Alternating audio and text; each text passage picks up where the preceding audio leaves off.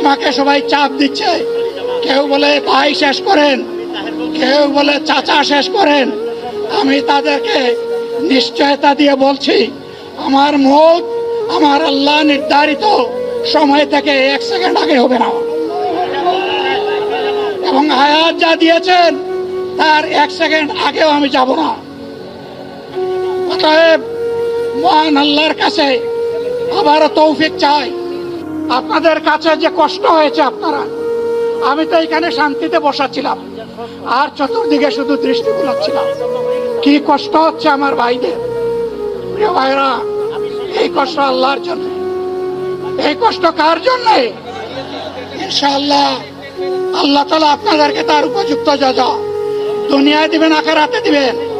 আপনাদের এই ত্যাগের বিনিময়ে নতুন বাংলাদেশ আমরা পেয়ে যাব।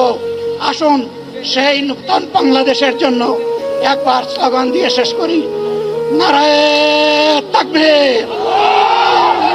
আসসালামু আলাইকুম ওয়া রাহমাতুল্লাহ।